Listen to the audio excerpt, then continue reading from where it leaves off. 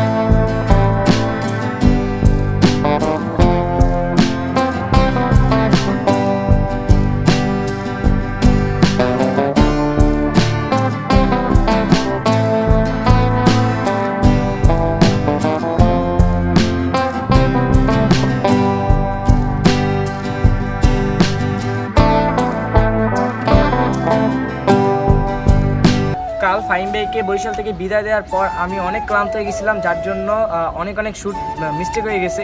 তো ভিডিওর ভিতরে যত ভুল হয়ে গেছে তো সবাই ক্ষমা দৃষ্টিতে দেখবেন। তো এর জন্য সবার কাছে আমি মাফ চেয়ে নিচ্ছি, তো সবাই ক্ষমা করে দিবেন।